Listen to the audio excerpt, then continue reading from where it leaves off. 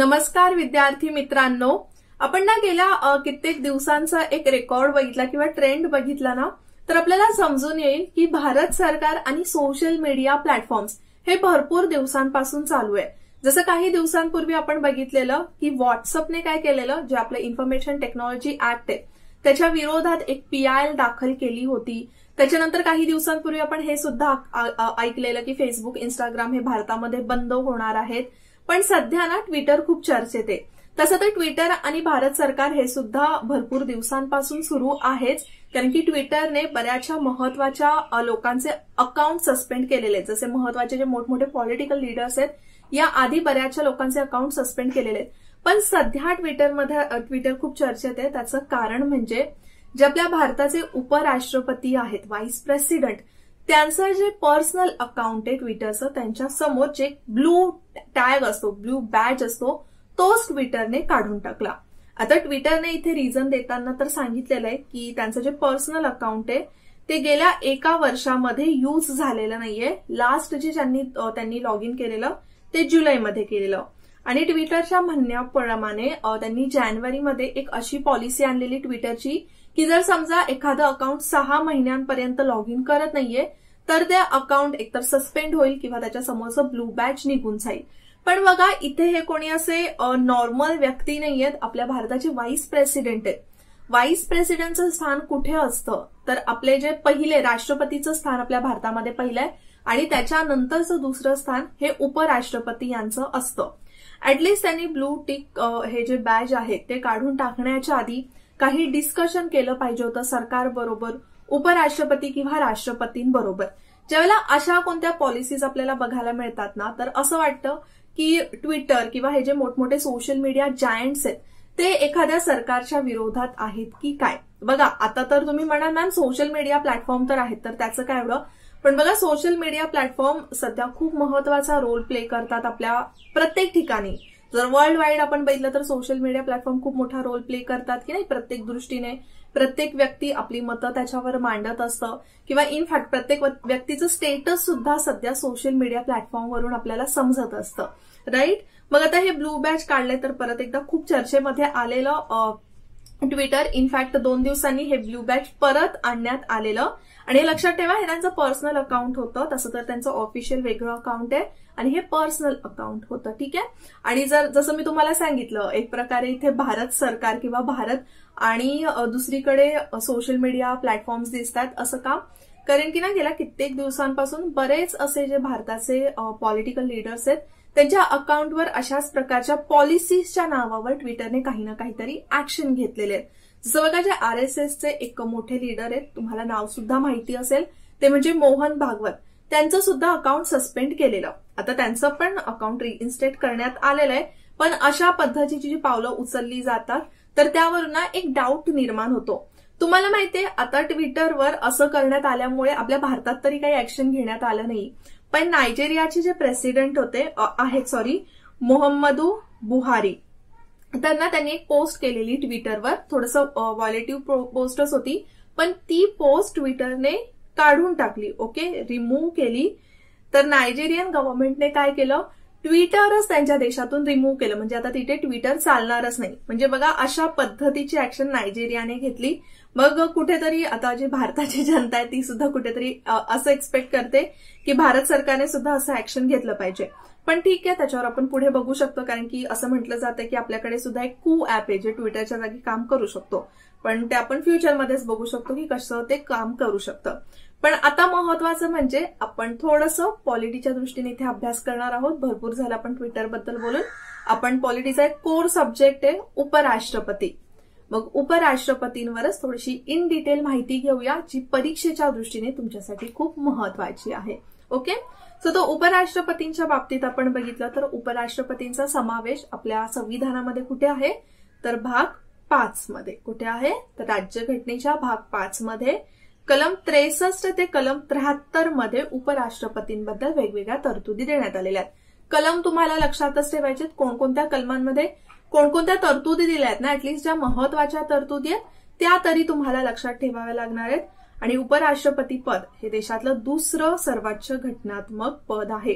दुसरं सर्वोच्च घटनात्मक पद म्हणजेच काय, कारण की जर राष्ट्रपती उपस्थित नसतील, जर त्यांच्या पदावर नसतील, तर राष्ट्रपतींच्या जागी त्यावेळेला उपराष्ट्रपती हे राष्ट्रपतींचं काम करत असतात. ठीक आहे, त्यामुळे हे इतकं महत्वाचं पद आहे. मग आपण एक एक जी महत्वाची कलम आहेत ती पटकन घेऊया, म्हणजे तुम्हाला लक्षात येईल की उपराष्ट्रपतींबद्दल कोणकोणत्या कलमांमध्ये काय काय दिलंय. बघा, जनरली मी तरी असं स्टुडंट्सचं बघितलंय की पंतप्रधानचा एकदम डिटेलमध्ये अभ्यास करतात, त्यानंतर राष्ट्रपतींचा एकदम डिटेलमध्ये अभ्यास करतात, आणि उपराष्ट्रपती हे तर राज्यसभेचे सभापतीच असतात ना. मग राज्यसभेचे सभापतींचा अभ्यास केला तर उपराष्ट्रपतींचा अभ्यास करायची काय गरज आहे. सो हे पूर्णपणे मिसकन्सेप्शन आहे. तुम्हाला उपराष्ट्रपतींसाठीच्या वेगळ्या तरतुदी दिलेल्या आहेत, त्या नीट अभ्यासाव्या लागतीलच, कारण की आयोग त्याच्यावर सुद्धा प्रश्न विचारू शकतो.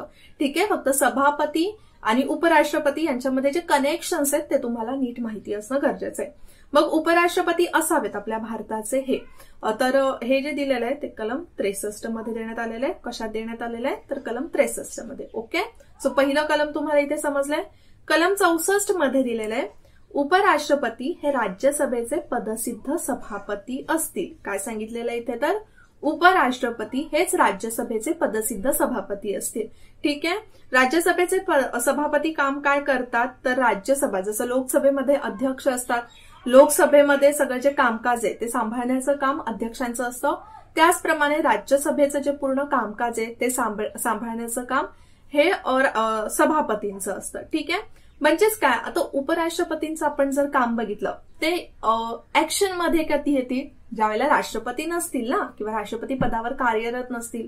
मग बाकीच्या वेळेला उपराष्ट्रपती काय करणार, मग बाकीच्या वेळेला उपराष्ट्रपती हे सभापती म्हणून काम करत असतात. ठीक आहे, त्यानंतर कलम 65 मध्ये दिलेलं आहे की उपराष्ट्रपती हे राष्ट्रपतींच्या अनुपस्थितीत, ते पदावर नसताना किंवा त्यांचा मृत्यू झाला त्यावेळेला ते राष्ट्रपती म्हणून काम करतील.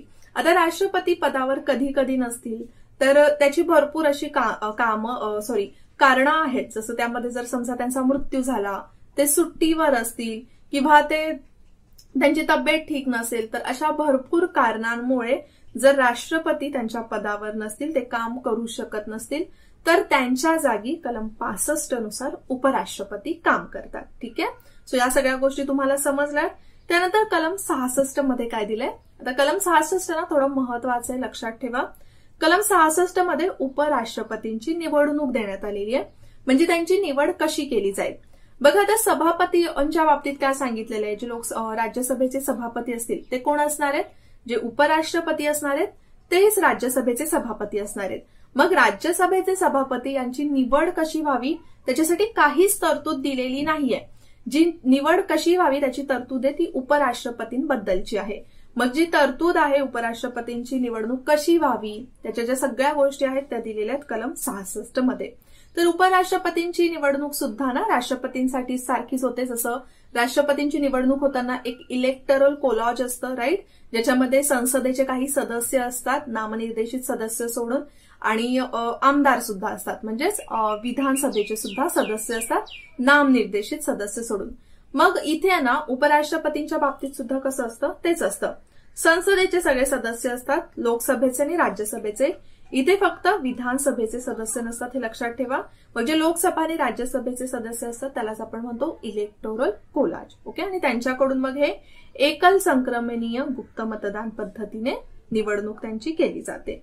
सो या ज्या सगळ्या गोष्टी आहेत त्या लक्षात ठेवा. बघा, महत्वाच्या आहेत. मी तुम्हाला एवढं काही इन डिटेलमध्ये सांगत नाहीये, पण ज्या ज्या गोष्टी महत्वाच्या आहेत परीक्षेच्या दृष्टीने त्या सगळ्या आपण इथे कव्हर करतो. ठीक आहे, आणि अच्छा, त्यांना आता उपराष्ट्रपतींची जर निवडणूक लढवायची आहे तर त्याच्यासाठी ना एक खूप महत्वाचा क्रायटेरिया आहे. आता बाकीच्या पुढच्या तर पात्रता आपण बघणारच आहोत, पण एक महत्वाचा क्रायटेरिया काय निवडणूक लढवताना, की ते लोकसभा किंवा राज्यसभा याचे सदस्य नसले पाहिजेत. म्हणजेच ते काय, खासदार नसले पाहिजेत. ओके, आणि जर समजा ते सदस्य असतील आणि निवडणुकीनंतर त्यांची उपराष्ट्रपती म्हणून निवड झाली तर त्याच वेळेला त्यांचं जे खासदार पद आहे किंवा जे संसदेचं सदस्य पद आहे ते सोडावं लागेल. ठीक आहे, सो हे सर्वात पहिलं लक्षात ठेवा की जर ते सदस्य असतील तर एक तर ते निवडून येऊ शकत नाही, आणि जर निवडून आले तर त्यांना लगेचच ते पद सोडावं लागणार आहे. मग आता त्याच कलमामध्ये म्हणजेच कलम 66 मध्येच त्यांच्या पात्रता दिल्यात. सर्वात महत्वाची पहिली पात्रता म्हणजे ते भारताचे नागरिक असले पाहिजे, राईट.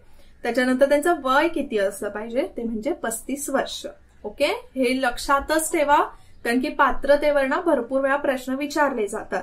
त्यानंतर राज्यसभेवर निवडून येण्यास ते पात्र असावेत, म्हणजे राज्यसभावर निवडून येण्यासाठी ज्या काही पात्रता लागतात त्या त्यांनी पूर्ण केलेल्या हव्यात आणि संसदेने वेळोवेळी निहित केलेल्या अटींचे त्यांनी पालन केले पाहिजे. ठीक आहे, ज्या वेगवेगळ्या अटी प्रत्येक वेळेला बघा, जसं लोकप्रतिनिधी कायद्यानुसार राज्यसभेच्या सदस्यांसाठी, लोकसभेच्या सदस्यांसाठी ना संसद काही असे कायदे ठरवत असते, काही अटी ठरवत असते, तर त्या अटी सुद्धा इथे पूर्ण कराव्या लागतील उमेदवार म्हणून त्यांना येण्यासाठी.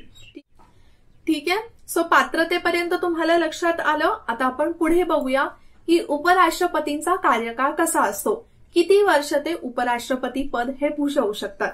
तर उपराष्ट्रपती पदाची जी कार्यकाळ आहे तो दिलेला आहे कलम 67 मध्ये. आपण कलम 63 पासून बघितलंय, हे लक्षात ठेवा. कलम 63, 64, 65 आणि 66. आता 67 मध्ये आपण बघतोय की त्यांचा कार्यकाळ किती वर्षांचा असेल. तर जनरली ना उपराष्ट्रपती हा त्यांचा कार्यकाळ 5 वर्षांचा असतो आणि जेवढा वेळ ते उपराष्ट्रपती असतात तेवढा वेळ ते राज्यसभेचे सभापती सुद्धा असतात. आणि जर समजा 5 वर्ष पूर्ण होण्याच्याच आधी त्यांना राजीनामा द्यायचा आहे तर ते कोणाकडे देतील, तर राजीनामा ते देतील राष्ट्रपतींकडे. मग राष्ट्रपतींनी राजीनामा मंजूर केल्यानंतर ते पदावरून दूर होऊ शकतात. त्याचबरोबर ना या व्यतिरिक्त, म्हणजे स्वतःने राजीनामा देण्याव्यतिरिक्त किंवा त्यांचा कार्यकाळ 5 वर्षांचा पूर्ण होण्याव्यतिरिक्त संसद त्यांना काही कारणांवरून पदावरून दूर करू शकते. आता कारण तर बेसिकली काय असू शकतं, ते म्हणजे आपल्या राज्यघटनेचा जर अवमान केला असेल, राज्यघटनेचा भंग केला असेल, तर त्या कारणावरून संसद त्यांना पदावरून दूर करू शकते. राज्यसभा आणि लोकसभेच्या साध्या बहुमताने उपराष्ट्रपतींना बडतर्फ केलं जातं, म्हणजेच काय, त्यांना पदावरून दूर करता येतं. पण बघा, याच्यासाठी एक प्रॉपर आता मतदान करावं लागतं, म्हणजेच एक ठराव मांडावा लागतो. पण तो ठराव असा डिरेक्टली मांडून त्याच्यानंतर त्यांना पदावरून दूर केलं जात नाही. आधी तो ठराव मांडण्याआधी 14 दिवस आधी नोटीस द्यावी लागते. 14 दिवस नोटीस दिल्यानंतर 14 दिवसानंतर तो ठराव मांडण्यात येतो आणि मग तो राज्यसभा आणि लोकसभा दोन्ही सभागृहांमध्ये ज्यावेळेला हा ठराव संमत होतो त्याच्यानंतरच त्यांना पदावरून दूर केलं जाऊ शकतं. ठीक आहे, पण इथे लक्षात ठेवा, ज्यावेळेला राष्ट्रपतींना पदावरून दूर करण्याची प्रक्रिया असते त्यावेळेला त्याला महाभियोग प्रक्रिया म्हटलं जातं, पण इथे अजिबात त्याला महाभियोग प्रक्रिया म्हटलं जात नाही. आणि महत्वाचं म्हणजे बघा, उपराष्ट्रपतींच्या बाबतीत हे सुद्धा आहे. आता उपराष्ट्रपतींची जी निवडणूक आहे किंवा ते पदावरून दूर झाल्यानंतरचा जो मधला गॅप असेल, दुसरे कोणीतरी उपराष्ट्रपती निवडून येईपर्यंत, तोपर्यंत ते उपराष्ट्रपती म्हणून काम करू शकतात.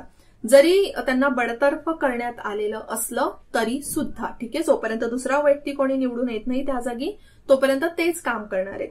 त्यानंतर कलम 68 मध्ये काय दिलेलं आहे की उपराष्ट्रपतींची जागा भरण्यासाठी कार्यकाळ संपण्याआधी निवडणूक घेणे. ओके, मग आता कार्यकाळाच्या बाबतीत तरी इथे तुम्हाला समजलं. जर समजा राजीनामा दिला तर तिथे थोडंसं कन्फ्युजन होऊ शकतं, निवडणुका लेट होऊ शकतात. पण त्यांचा 5 वर्षांचा कार्यकाळ संपण्याआधीच उपराष्ट्रपतींची निवडणूक घ्यावी असं इथे म्हटलेलं आहे कलम 68 नुसार. ठीक आहे, तर तुम्हाला लक्षात आलं आपण कोणकोणती कलमं बघितलीत. कलम 65 मध्ये आपण बघितलं की भारताचे एक उपराष्ट्रपती असावे. त्यानंतर कलम 64 मध्ये बघितलं की ते राज्यसभेचे सभापती असतील. त्यानंतर उपराष्ट्रपती हे राष्ट्रपतींच्या जागी काम करतील ज्यावेळेला राष्ट्रपती कामावर नसतील. ओके, कोणत्याही कारणावरून, बरीचशी कारणं त्यामध्ये दिलेली आहे. ठीक आहे, त्यानंतर आपण कलम 66 मध्ये बघितलं उपराष्ट्रपतीची निवडणूक कशी होते, त्यांची पात्रता कशी असते. 67 मध्ये त्यांचा कार्यकाळ बघितला आणि 68 मध्ये सुद्धा काय दिलंय ते सगळं बघितलं. ठीक आहे, आता ना उपराष्ट्रपती ज्यावेळेला सभापती म्हणून काम करत असतात ना राज्यसभेचे, तर ते प्रॉपर सभापती म्हणूनच काम करत असतात, हे लक्षात ठेवा. त्यांना असं उपराष्ट्रपतींचे कोणत्याशी वेगळी कार्य वगैरे नसतात. फक्त ज्या वेळेला राष्ट्रपती हे पदावर नसतील त्यावेळेला त्यांना राष्ट्रपती म्हणून काम करावं लागतं. ठीक आहे, सो आय होप तुम्हाला कलम 68 पर्यंत तरी समजलं असेल. कलम 69 मध्ये ना त्यांच्या शपथ बद्दलच्या ज्या काही तरतुदी आहेत त्या देण्यात आलेल्या आहेत. ओके, आणि इथे एक खूप महत्वाची गोष्ट लक्षात ठेवा की उपराष्ट्रपतींना ना कधीच सभापती म्हणून त्यांच्या पदावरून दूर केलं जात नाही, हे लक्षात ठेवा. ज्या वेळेला उपराष्ट्रपती म्हणून ते पदावरून दूर होतील त्याच वेळेला ते सभापती म्हणून सुद्धा पदावरून दूर होणारच आहे. ओके, आणि सभापतींच्या बाबतीत जर आपण अधिकार बघितले तर बघा, जर ज्या वेळेला ते सभापती म्हणून काम करत असतात तर त्यांना राज्यसभेचं कामकाज तर बघायचंच असतं, पण ते कधीच ना वोट करू शकत नाही कोणत्याच विधेयकावर. त्यांचं वोटिंग कधी येतं पिक्चरमध्ये, ज्या वेळेला समजा दोन्ही बाजूनी म्हणजे विधेयकावर समजा वोटिंग झालं राज्यसभेमध्ये, येस आणि नो दोघांच्या बाजूनी इक्वल वोट्स आले तर त्यावेळेला फक्त ते एक फायनल वोट करू शकतात. ठीक आहे. सो आय होप तुम्हाला आता या सगळ्या गोष्टी तर लक्षात आल्याच असतील. आता ना अजून एक फक्त प्रश्न मी तुम्हाला विचारते, त्या प्रश्नाचं उत्तर द्या. तसं तर मी तुम्हाला ऑलरेडी सांगितलेलं आहे. त्यातला एक छोटासा पॉइंट मी बोलता बोलता बोललेली नाहीये, तर त्याचं मला एक उत्तरच द्या. जे इलेक्टोरल कॉलेज असतं उपराष्ट्रपती यांचं, तर त्याच्यामध्ये नामनिर्देशित सदस्य यांचा पण समावेश असतो की नसतो ते मला कमेंटमध्ये सांगा. ओके. आता लेक्चरमध्ये आपण इथेच थांबूया. पुन्हा भेटूया नेक्स्ट लेक्चरला. तोपर्यंत जय हिंद, जय महाराष्ट्र आणि थँक्यू. तुम्हाला हे लेक्चर नक्कीच इन्फॉर्मेटिव्ह वाटलं असेल. अशाच पद्धतीचे अजून डिटेलमध्ये लेक्चर्स आपल्या विजन स्टडीच्या ऍपवर वेगवेगळ्या कोर्सेस थ्रू अवेलेबल आहेत. जर तुम्ही इंटरेस्टेड असाल तर नक्कीच या बॅचेसना ऍडमिशन घेऊ शकता. आणि महत्वाचं म्हणजे ज्यांनी ऑलरेडी संयुक्त गट ब मध्ये ऍडमिशन घेतलंय त्यांच्यासाठी एक अपडेट आहे. जोपर्यंत तुमची संयुक्त गट ब ची एक्झाम होत नाही तोपर्यंत